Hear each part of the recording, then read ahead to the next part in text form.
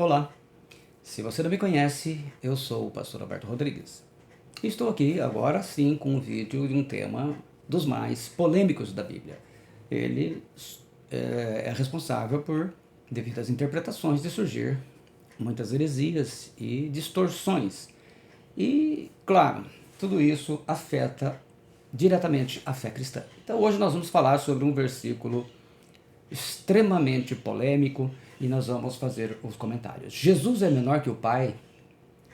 No original grego, João 14, 28. O texto grego transcrito para você aí, com os números de Strong. E nós vemos na King James de 1611, a King James Fiel traduz: ouvistes o que eu vos disse? Eu vou e voltarei a vós. Se me amasseis, alegrai-vos-ieis, por eu ter dito, eu vou para o Pai, porque meu Pai é maior do que eu. Inicialmente, eu vou dizer o seguinte: estou usando a lousa hoje, eu chamo de lousa, né? Porque a explicação que eu vou dar, da mesma maneira que eu falei sobre, quando eu fui explicar sobre o hebraico, e falei sobre a questão de estar ensinando que o 666 é o www da internet. Então, para você provar que não é, você tem que mostrar, explicar isso. E assim, todos aqueles que são estudantes da Bíblia, como eu, vão poder também ter a oportunidade de anotar, não é? A Corrigida Fiel, ao meio da Corrigida Fiel, traduz: ouvistes o que eu vos disse? Vou e venho para vós, se me amasseis. Certamente exultaríeis, porque eu disse, vou para o Pai, porque meu Pai é maior do que eu. A Almeida Revista e Atualizada, que é uma das mais lidas do Brasil, diz: ouvistes o que eu vos disse? Vou e volto para junto de vós. Se me amasseis, alegrai-vos-ieis, de que eu vá para o Pai, pois o Pai é maior do que eu. O Novo Testamento interlinear grego, ele nos diz: ouvistes que eu disse a vós, vou e venho para vós. Se amasseis a mim, vos teríeis alegrado que vou para o Pai, porque o Pai é maior do que eu. Então as nossas traduções basicamente diz assim, né? Esse versículo ele tem sido motivo de muita controvérsia. E pano de fundo para o surgimento de muitas heresias ao longo dos séculos dentro e fora da Igreja de Jesus. O antigo partido religioso cristão dos arianos considerava essas palavras uma prova de sua heresia, que seria espalhada para o mundo, que Cristo tinha uma modalidade de divindade inferior à do Pai, isto é, que Cristo era um Deus menor, uma heresia. Modernamente, as testemunhas de Jeová também defendem essa ideia de que Cristo é um Deus menor. Os muçulmanos usam essa passagem para mostrar que Jesus Cristo não é Deus. Outros grupos de expressão cristã ensinavam que Cristo pertencesse à ordem dos anjos. Alguns imaginavam que Cristo deveria pertencer a categorias mais elevadas de anjos. Inclusive, alguns defendiam que Cristo era o arcanjo Miguel, que é uma outra heresia. De uma heresia se cria outras, né? Juntamente com tais conceitos heréticos, corria paralela outra heresia, a ideia de que Cristo é um Deus deste século e que possuem outros mundos com seus deuses menores. Pai um Deus maior e cada um Deus menor, e Cristo era o Deus deste mundo. Ideias parecidas eram defendidas pelos socinios, os unitários e os racionalistas, e também os arianos, docéticos, né? Para eles, Cristo era um Deus menor que o Pai. Muito bem, então é claro que a gente vai, para poder explicar isso para vocês, e dentro das regras que eu tenho falado constantemente nos meus vídeos, peço a sua paciência, porque o vídeo não vai ficar pequeno. Mas você terá condições de fazer o seu julgamento, como eu sempre deixo. Mas a gente ensina e cada um faz a sua escolha. Mas é importante que você tenha elementos melhores do que esse que a gente andou encontrando na internet para entender isso aí. Alguns até sugeriram que Jesus era irmão de Lúcifer, como acontece com o deus trovão Thor e seu irmão Loki, na mitologia nórdica, né? Outra heresia que virou aí os super-heróis Marvel, né? Diante de um texto tão difícil de entender, vem a pergunta: Jesus Cristo é menor do que o Pai no original grego do Novo Testamento? Essa é a pergunta. Jesus Cristo é realmente menor? A minha resposta, e como toda resposta, ela tem que atender a 3 regras teológicas fundamentais. Não são só essas, mas pelo menos essas 3 básicas. Ao explicar versículos de difícil interpretação da Bíblia, eu tenho ensinado que, entre tantas, existem 3 regras básicas que precisam ser obedecidas se você pretende entender de fato o que o texto diz. Primeiro, você não pode criar uma doutrina baseada em traduções. Eu li diversas traduções, cada um tem as suas preferidas. Por melhor que seja, e a melhor é a King James Version, de 1611, do rei Tiago, né? King James é o rei Tiago, da Inglaterra, que selecionou na época dezenas dos melhores estudiosos do hebraico e do grego. A língua portuguesa tem 800 anos e o Novo Testamento está sendo pregado há mais de 2000. São 1.200 anos de diferença.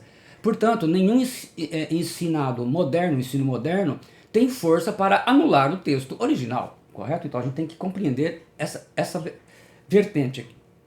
Toda doutrina tem que ser baseada no original hebraico do Antigo Testamento e no original grego do Novo Testamento, inspirada pelo Espírito Santo. João 14, 28, temos que estudar no grego koiné do Novo Testamento. Isso é inegociável. Se você não fizer isso, você vai ficar pensando um monte de bobagem. E aí, seguindo essas outras regras. Segundo, você tem que analisar o texto dentro do contexto. O texto tem que ser analisado dentro do seu contexto. Um versículo sozinho não tem força fora do seu contexto. Um texto fora de contexto é pretexto. E dentro do seu contexto, e muitas vezes, nós vamos ter que analisar a questão social, religiosa, o que implicava ali. Como eu expliquei, por exemplo, quando eu falo sobre Mateus 19:9, que é um texto muito usado para liberar geral divórcios. Interpretando errado, naturalmente, que é por isso que hoje a maioria dos pastores casam 2, 3, 4 e vai embora, né? E terceiro, a Bíblia explica a própria Bíblia. Isso a gente não pode esquecer. A Bíblia explica a própria Bíblia. Como Jesus Cristo é apresentado em outros textos do Novo Testamento através dos ensinamentos dos apóstolos e profetas, a base está em Efésios 2:20. Como que é? Então tudo isso nós vamos ter que analisar, por isso que a mensagem ela não vai ficar curta, mas ela vai ficar elucidativa. Você vai ter condições no final de ter o seu próprio julgamento. Naturalmente que eu vou dar a minha opinião, como eu sempre faço, mas deixo você livre para entender. João 14:28 pelo original grego. Usando aqui a minha tradução, Almeida Corrigida Fiel. Ouvistes que eu vos disse, vou e venho para vós. Se me amasseis, certamente exultarias, porque eu disse vou para o Pai, porque meu Pai é maior do que eu. Meu Pai é maior. A mente ocidental, como nós somos, tem extrema dificuldade de entender as mentes orientais, que escreveram a Bíblia Sagrada, que começou a ser escrita 1500 a.C. e terminou perto do ano 100 depois de Cristo, né, com o Apocalipse sendo escrito entre 95 e 96. Portanto, levou cerca de 1.600 anos para ficar pronta. E sempre com a mente oriental, costumes orientais. Alguns prevalecem até hoje. Em diversos vídeos eu tenho explicado isso. É uma dificuldade extrema que pregadores e até tradutores têm em entender que o hebraico e o grego eles são línguas extremamente ricas e que não é uma tarefa fácil traduzir para outro idioma o pensamento do autor sagrado. Por exemplo, o grego tem um tempo verbal chamado aoristo e não tem equivalente em português. Então, tem regras próprias para fazer isso. E mais, existem regras e tempos verbais que não temos nas línguas ocidentais. E uma delas, que é ignorada por muitos, é fundamental para você entender esse texto. O grego possui várias palavras que em português recebem a mesma tradução. E aí o significado nunca é entendido. Então isso aqui eu vou dar alguns exemplos para vocês, para quando chegar nesse texto, vocês já terem esse entendimento dessa regra. Primeiro, vou citar aqui 4 palavras para novo. Novo céu e nova terra, Apocalipse 21:1. Novo homem, Colossenses 3:10. Novo e vivo caminho, Hebreus 10:20. Nascer de novo, João 3:3. Todas as palavras em português aí são novo. Novo céu, novo homem, novo e vivo caminho, nascer de novo. Em português é a mesma palavra. No grego do Novo Testamento é bem diferente. Quando ele cita novo céu e nova terra, por exemplo, aparece em Apocalipse 21, 1 e 5, 3:12, 2 Pedro 3:13, aparece a palavra grega kainos, que significa algo nunca feito. Então quando ele fala dos novos céus e nova terra, ele está usando uma palavra que significa algo que nunca foi feito. Então o novo céu e a nova terra serão algo diferente do que temos hoje, correto? Em Colossenses 3:10, aparece a palavra nios, que é uma novidade em relação ao tempo, o que veio a existir recentemente. Essa palavra vai aparecer, por exemplo, em 1 Coríntios 5:7, Hebreus 8:13, Tiago, Tito 2:4. Então, são palavras diferentes. Novo e vivo caminho, de Hebreus 10:20, ele usa a palavra prosfatos, que é uma novidade, é o oposto a velho. Vocês vejam bem correto? Então dizer, olha, minha neta é nova, eu sou velho. Prosfatos, é diferente de kainos e também de news. Nascer de novo, ele usa a palavra anoten, que significa de cima, do alto, de Deus, renascido. Então, 4 palavras que têm o mesmo significado em português, mas no original expressam coisas diferentes, correto? Um outro exemplo nós vamos dar aí, são 7 palavras para amor, existem no grego, nem todas elas têm na Bíblia, mas que dispõem da língua grega. Por exemplo, quando nós falamos eros, apaixonado, romântico, paixão, luxúria, prazer, os autores sagrados não usam no Novo Testamento essa palavra, de onde vem a palavra erótico. Filia, amizade íntima, autêntica, gostar. Na terceira vez que Jesus perguntou a Pedro se ele o amava, que nas 2 primeiras ele pergunta usando o verbo maior para o amor, que eu vou falar daqui a pouquinho. O Pedro fala que usa esse aqui, diz que não, né? Sabia que ele o amava, essa aqui. Na terceira vez então que Jesus pergunta a Pedro se ele o amava, Jesus usou esse verbo. E foi quando Pedro disse que sabia, que Jesus sabia que ele o amava, mas por ter negado Cristo 3 vezes, seu amor ainda não era o amor maior. Ludus, o amor lúdico, sedutor. Stergos, amor às coisas, carro, aparece em Romanos 1,31, 2 Timóteo 3,13, por exemplo, amo cachorro, né? Philautia, amor próprio.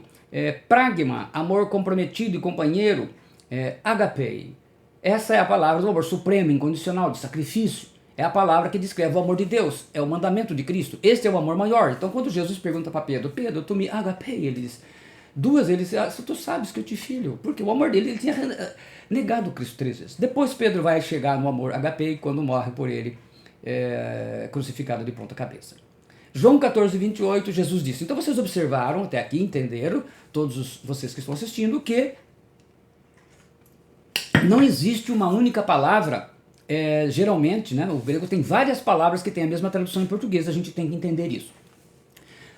Então Jesus disse em João 14, 28, ouvistes o que vos disse? Eu vou e voltarei a vós, se me amasseis, alegrar-vos-ieis, para eu ter dito, eu vou para o Pai porque o meu Pai é maior do que eu, traduz a King James Fiel, de 1611. Em grego, da mesma forma que amor e novo, temos várias palavras traduzidas como maior. Vamos lá. Em português, por exemplo, há 4 palavras para maior. Maior submissão, Hebreus 12, 9. Maior glória, 2 Coríntios 3, 8. Maior que eu, João 14, 28. O servo não é maior que o seu senhor, João 13, 16. Maior que Salomão, Lucas 11, 31. Maior que Jonas, 11, 32. Lucas 11, 32, né? Saiu com um errinho aí. E também a 4ª palavra, maior honra. Ainda tem uma 5ª que eu vou deixar para depois. Maior honra, 1 Coríntios 12, 23. Então nós vimos que todos esses textos em português aparece a palavra maior. Jesus, todas elas. Agora vamos ver no grego do Novo Testamento. Essas são coisas, são segredos que se você não souber, não vai entender mesmo. 5 palavras para maior, que é o que nós vamos estudar aqui. Maior submissão, Hebreus 12, 9. Maior glória, 2 Coríntios 3, 8. Traduz a palavra malon, um grau maior. Melhor com a ideia de mais prontamente. Então, é essa ideia que tem lá de maior submissão. Maior que eu, João 14, 28. O servo não é maior do que o seu senhor, de João 3, 16. Aqui a palavra aparece midzone. Midzone que vem de megas, Atos 8, 10. Maior na forma externa ou na aparência, maior na altura e na idade, o mais velho. Então, Jesus era um homem na terra, um ser humano. Então ele está falando, é uma coisa temporal, uma coisa posicional, é uma coisa de momento, correto? Então, maior na forma externa, naquilo que está sendo visto. Então ele está mostrando que, de uma maneira, essa é um tipo de palavra. Ele fala maior que Salomão e maior que Jonas, lá em Lucas 11, 31, 32. Aqui temos a palavra plion, que significa superior, mais excelente, maior em qualidade e quantidade. Aqui está usando um termo de diferença muito grande. Ele é maior, é plion. E também temos a palavra maior honra, que é a palavra perissóteros, que significa superioridade, que excede em posição e proeminência, muito mais que tudo, super adicionado acima. Então observem que as 2 palavras plion e perissóteros falam de uma diferença gigantesca. As outras são posicionais. Vamos lá. Resposta. Portanto, se fosse para indicar que Jesus era um Deus menor do que o Pai, como querem, o apóstolo João obrigatoriamente teria que usar ou a expressão plion, que eu mostrei para vocês, ou perissóteros, pois ambas indicam uma diferença de superioridade que excede as outras. No entanto, o apóstolo João, inspirado pelo Espírito Santo, usou cuidadosamente a palavra grega meson, midzone, né? Que nunca se refere à natureza ou à essência. O servo não é maior do que o seu senhor. O servo é pobre e o escravo, situação aparente no momento. E o seu senhor é rico e livre, mas a qualquer momento o servo poderia se tornar livre e rico também, e aí estaria em pé de igualdade com o seu senhor. Então significa que era uma coisa transitória. Então o verbo, a palavra usada, o substantivo ali usado para Jesus era uma questão transitória, que ele, por isso que é usado do servo senhor. Hoje você é empregado, como muitos patrões hoje ricos eram empregados pobres, e de repente se tornaram ricos e ficaram em pé de igualdade com os outros, correto? Então era uma coisa posicional. Quando Cristo voltou ao Pai, assentou-se à sua direita, voltou a ter glória igual ao Pai, conforme é o ensino do Novo Testamento, e que veremos. Concluindo, pelo original grego do Novo Testamento, o texto indica que o Filho, que quando se tornou um ser humano, tinha aparência externa e visível menor que o Pai, que é Deus Pai, ao passo que Jesus se humilhou tornando-se um ser humano, que a gente vai ver o texto. A frase indica o momento da fala de Jesus, que estava prestes a morrer numa cruz e ser ressuscitado, mas como ser humano. Então, posicionalmente, o texto grego indica isso. Dessas 4 palavras, o João usou uma das duas que não tem a intenção de colocar a superioridade que pretendem esses que usam Jesus menor que o Pai. O texto dentro do contexto. O texto tem que ser analisado dentro do seu contexto. Um versículo sozinho não tem força fora do seu contexto. Um texto fora de contexto é pretexto. O versículo isolado, quando interpretado por ideias religiosas preconcebidas, que é o que acontece, e ignorando esses 3 princípios teológicos de interpretação bíblica, especialmente a questão do original, só pode resultar em heresias que não correspondem ao ensino da palavra de Deus. Essa afirmação deve ser entendida à luz do Evangelho de João, que mostra a completa divindade de Jesus em igualdade com o Pai. Essa é a finalidade do Evangelho de João, mostrar a igualdade do Filho com o Pai, correto? Então, você usar um versículo para dizer o contrário, você está contrariando o próprio Evangelho. Ele, em João 1,13, ele diz assim, eu estou usando a revista e corrigida. No princípio era o Verbo, e o Verbo estava com Deus, e o Verbo era Deus. Ele estava no princípio com Deus, todas as coisas foram feitas por intermédio dele, e sem ele nada do que foi feito se fez. Todas as coisas foram feitas por intermédio dele, o que mostra que todas significa que a sua divindade é inquestionável.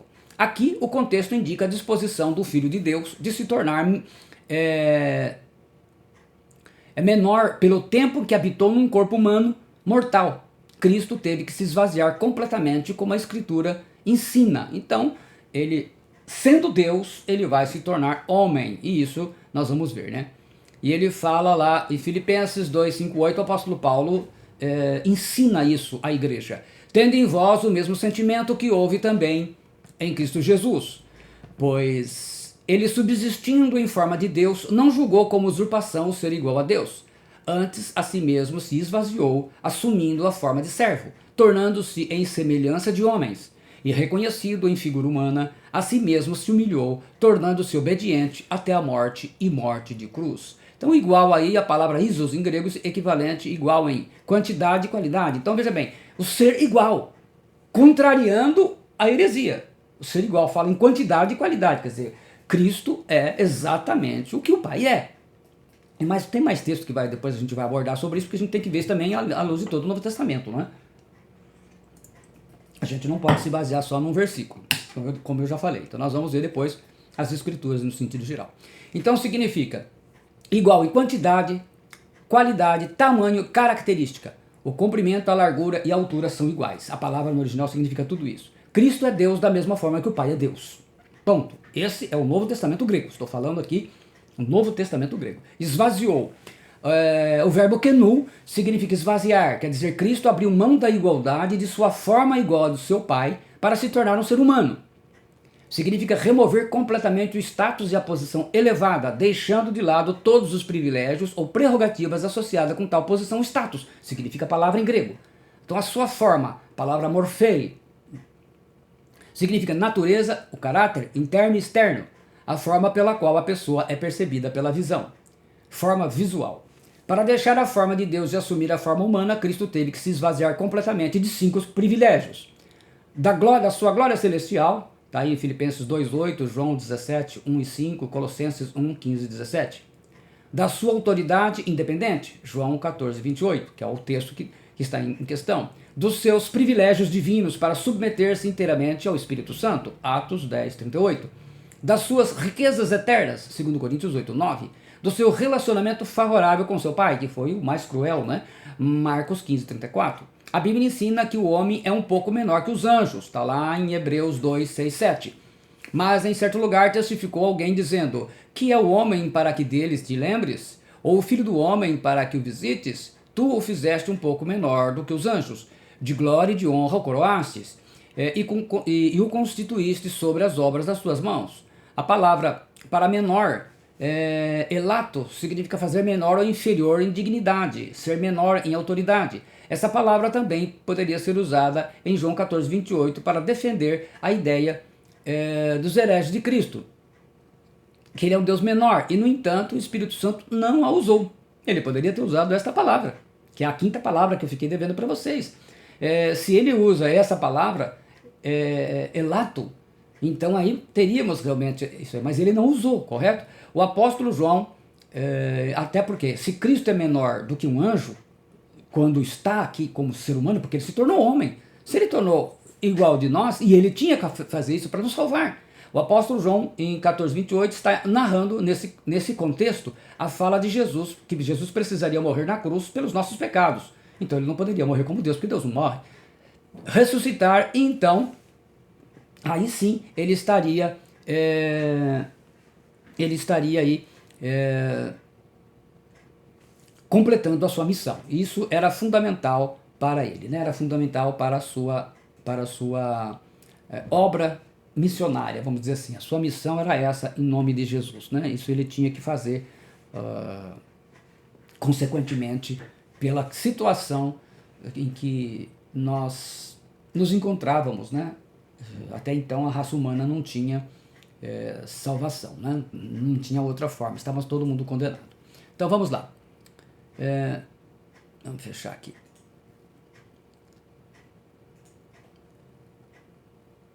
Eu rogarei ao Pai. Deixa eu ver aqui se eu não pulei.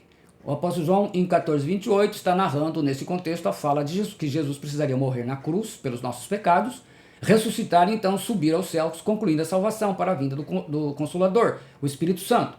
João 14:16, onde diz: e eu rogarei ao Pai, e ele vos dará outro Consolador, para que fique convosco para sempre. Temos duas palavras para outro. Você já começa aí, tá vendo como é que é o grego? Héteros significa outro. É para alguém que não é da mesma natureza. Isso aparece, por exemplo, em Lucas 18:10, 20:11. Então, alguém de natureza diferente. Mas a palavra allos, que aparece aqui, é outro, porém, da mesma espécie. Então, ele está dizendo que ele ia mandar outro da mesma espécie que ele. Se ele se referisse, por exemplo, o Espírito Santo não estava em posição inferior ao Pai. Ele não era humano. Então, ele está falando que vai mandar outro. Então, ele está colocando alguém de um outro patamar. Senão, ele teria que utilizar a palavra héteros, para dizer que o Espírito Santo também era igual no sentido de ser subordinado à condição humana, vamos dizer assim, né? Então, ele usa a palavra outro da mesma espécie, quer dizer, mesma divindade. Então, Jesus prometeu que o Pai enviaria o Espírito Santo, que é da mesma espécie que ele, ou seja, o Espírito Santo também é Deus, conforme o próprio Jesus ensinou em Mateus 28:19, que é onde ele manda batizar em nome do Pai, do Filho e do Espírito Santo. Portanto, ide, fazei discípulos de todas as nações, batizando-os em nome do Pai, do Filho e do Espírito Santo. Aqui ele coloca a divindade como ela é.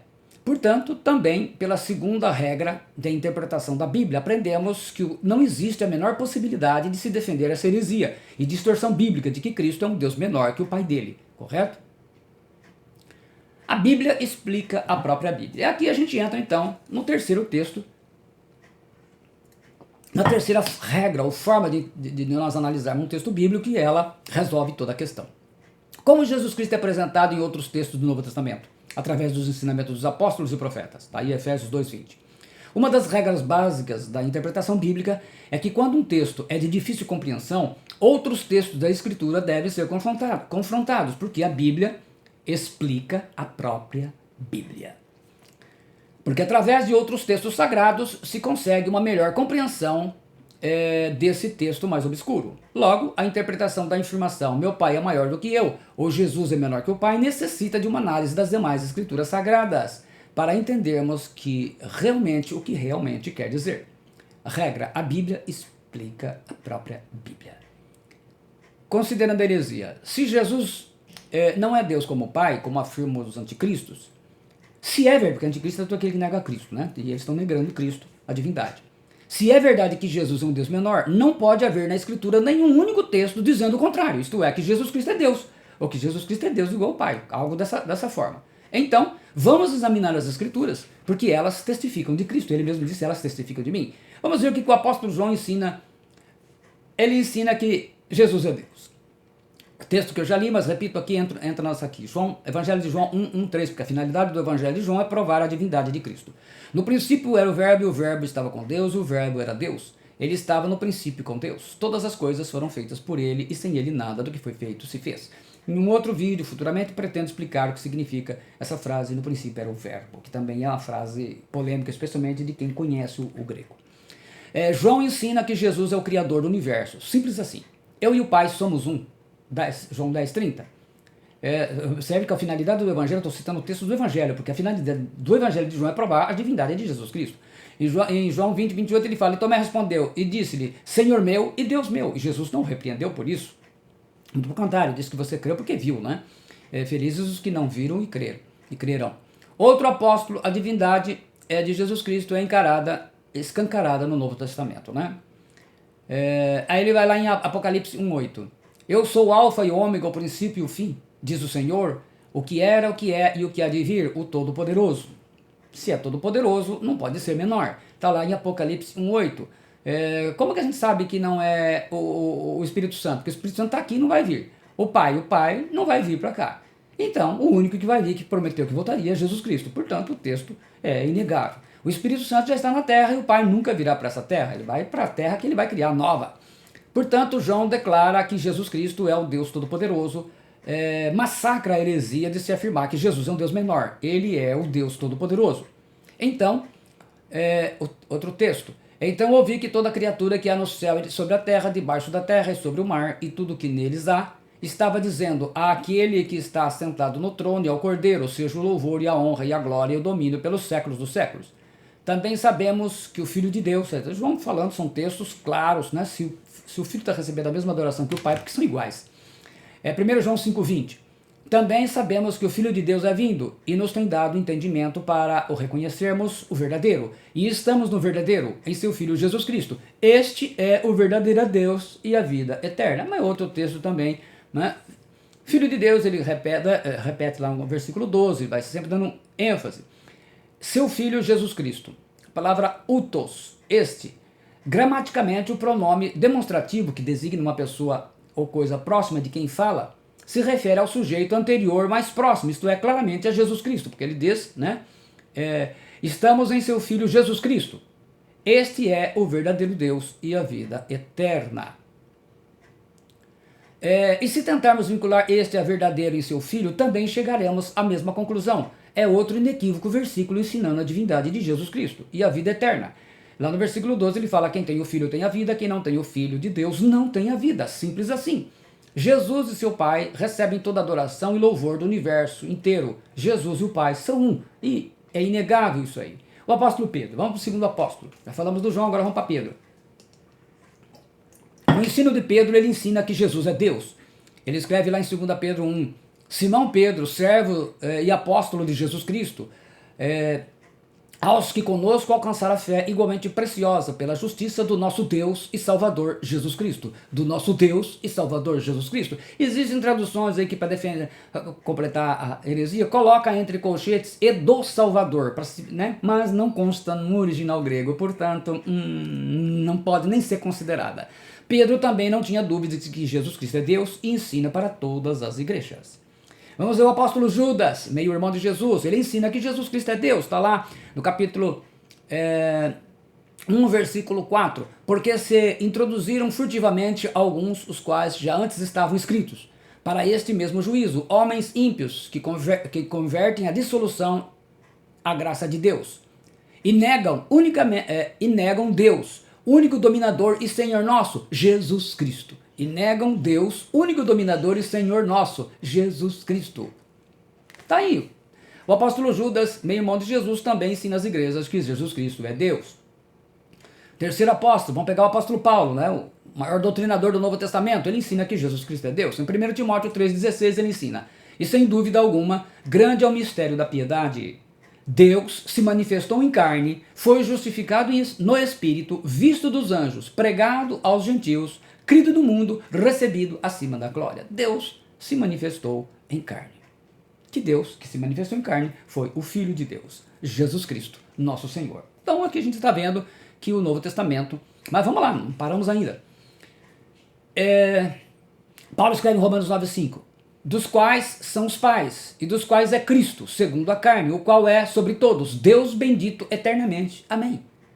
Cristo, segundo a carne, o qual é sobre todos, Deus bendito eternamente. Cristo ungido, o Messias, não, o Mashiach, segundo a carne, como ele nasceu como homem, mas ele é Deus bendito eternamente. Colossenses 1, 16 e 19. Porque nele, falando de Jesus, foram criadas todas as coisas que há nos céus e na terra, visíveis e invisíveis, sejam tronos, sejam dominações, sejam principados, sejam potestades. Tudo foi criado por ele e para ele. No versículo 19 diz, porque foi do agrado do Pai que toda a plenitude nele habitasse, a plenitude da divindade. Efésios 3,9 ele fala, e demonstrar a todos qual seja a comunhão do mistério, que desde os séculos esteve oculto em Deus, que tudo criou por meio de Jesus Cristo. Se Jesus Cristo criou tudo, só pode ser Deus igual ao Pai, porque ele criou todas as coisas, não foram quase todas. Depois também temos o texto de Tito 2, 13 e 4, Paulo escrevendo, vocês veem que no escrito de Paulo não havia dúvida nenhuma, né? Aguardando a bem-aventurada esperança e o aparecimento da glória do grande Deus e nosso Salvador Jesus Cristo. Olha, grande Deus e nosso Salvador Jesus Cristo, o qual se deu a si mesmo por nós para nos remir de toda iniquidade e purificar para si um povo seu especial, zeloso de boas obras. Aí o texto, Jesus Cristo é Deus, nos ensinos do apóstolo Paulo também. O autor de Hebreus, vamos ver o autor de Hebreus. O autor de Hebreus também, que não foi o apóstolo Paulo, mas igualmente apóstolo, ele vai escrever, esta revelação é para eliminar qualquer dúvida que existam sobre Jesus Cristo ser Deus Todo-Poderoso. Ele fala, havendo Deus antigamente falado muitas vezes, aqui falando do Pai, e de muitas maneiras aos pais, pelos profetas, a nós falou-nos nesses últimos dias pelo Filho. Jesus Cristo é a revelação final e definitiva de Deus, pois ele é o Filho de Deus, Jesus é Deus. Deus falou com os patriarcas dos judeus no tempo do Antigo Testamento. Depois ele diz no versículo 2, a quem constituiu herdeiro de tudo, por quem fez também o mundo. Jesus herda de seu Pai toda a criação que ele mesmo criou, em virtude de sua dignidade como filho, que redimiu o universo com seu sangue na cruz. Sempre existiu com o Pai, nunca foi criado. Tem toda a autoridade, poder e plena divindade como Filho de Deus, que são ensinadas em seu papel de criar o universo. A supremacia de Jesus será manifestada no final da história, pois tudo foi feito para ele. Aí nós temos a palavra herdeiro, essa palavra kleronomos, é alguém que recebe a parte designada a ele por direito de filiação. Então diz assim, por quem fez também o mundo? Aion, né? É o mundo, os mundos, o universo. Pode ser traduzido das três formas. Todas as coisas foram criadas por Jesus Cristo. João 1,3, Efésios 3,9. Tudo que existe será submetido, por fim, ao senhorio do Filho de Deus, Jesus Cristo.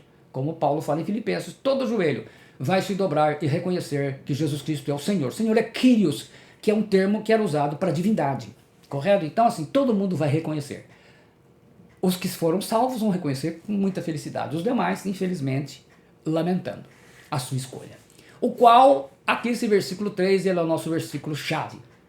O qual, sendo o resplendor da sua glória e a expressa imagem da sua pessoa, falando de Cristo para com o Pai, e sustentando todas as coisas pela palavra do seu poder, havendo feito a purificação dos nossos pecados, assentou-se à destra da majestade nas alturas. Então, resplendor aqui, a palavra apogasma significa brilho refletido, é a majestade divina da glória. Então, quando ele fala que ele é o resplendor da glória, a glória do Filho brilha como a glória do Pai. É como se fosse um reflexo um da outra, né? Doxa, a palavra glória, majestade real. Muitas vezes É como aqui, o termo é usado metaforicamente como luz, é como se aquilo que brilhasse, né? E aparece em Isaías 60, 1, 19, 2 Coríntios 4, 4, 6, Apocalipse 21, 23. E aqui, essa luz gloriosa de Deus é o Filho. Jesus Cristo é a representação plena e definitiva do seu Pai. Por isso que ele fala, eu e o Pai somos um.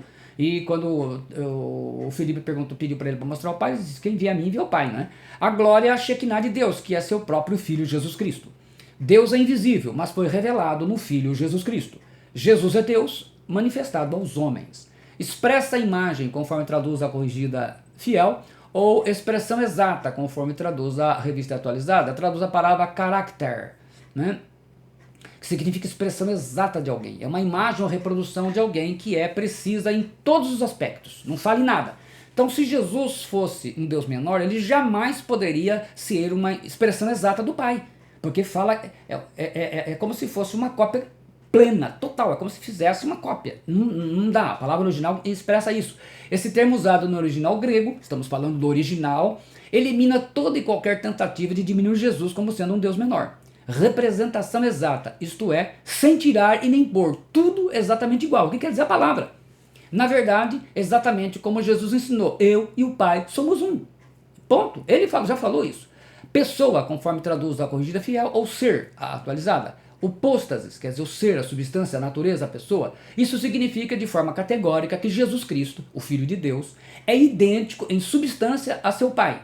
Isso quer dizer que Jesus Cristo é igual a seu Pai em atributos, habilidades e glória na divindade. Foi por isso que o Filho criou todas as coisas. Então, os textos do Novo Testamento massacram essa heresia de que Jesus é menor. Estou falando do Novo Testamento grego. Então, Jesus é Deus como seu Pai é Deus. Por isso ele disse, quem me vê a mim, vê o Pai. João 14, 9. Simples assim, não é? Defender a heresia de que Jesus é um anjo ou irmão de Satanás ou um Deus menor é rejeitar o verdadeiro ensino da Bíblia Sagrada no original grego do Novo Testamento, onde Jesus é Deus como seu Pai é Deus, sustentando o verbo fero em grego, quer dizer levar, carregar, gerar, produzir, fazer que se desloque de um lugar para outro com implicação de controle e firme controle, deixar que conduza, liderar, suportar, sustentar, continuar, suportar o peso, controlar tudo o que acontece, orientar, governar e dirigir. Esse verbo é um verbo muito amplo no grego. O conceito do verbo ele é dinâmico. Ele revela que o trabalho do Senhor Jesus é a sustentação do universo, fazer com que todas as coisas sigam o seu curso determinado pela vontade soberana do seu Pai, através da sua palavra, Reima. Cada movimento do universo e da história estão debaixo do controle de Jesus Cristo, pois ele é o Deus Todo-Poderoso. Então, tudo o que acontece não é só de criar, ele sustenta, cada situação do universo, da história, está debaixo do controle dele. Portanto, ele só pode ser todo-poderoso para ter toda essa situação. Então, mesmo esse povo vai um dia entender isso.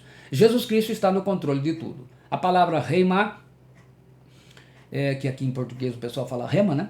Aquilo que é proferido por viva voz. Palavra falada, uma declaração. Palavra específica para uma pessoa. Coisa específica, no momento específico. Depois ele fala o seu poder, a palavra dunamis, de onde vem a palavra dinamite, que significa poder, força, habilidade, poder inerente em virtude de sua natureza, por exemplo. Isto é, o poder está em Jesus, pelo simples fato dele ser todo poderoso. Autoridade. Há 6 palavras para poder e autoridade, que eu não vou entrar em detalhe aqui para não esticar mais. Então, para vocês terem ideia que o grego é uma língua muito diferente, que a gente não pode sair falando bobagem. A palavra bia, dunamis, energia, de onde vem a nossa palavra energia, exousia, iscos, kratos, existem muitas. Então, quando ele está usando essa palavra aqui, está falando justamente daquilo que é próprio do Deus Todo-Poderoso, correto? Então, é isso que a gente tem que ver. Assentou-se, a palavra katizo, significa sentar, assentar-se, conferir um reino a alguém.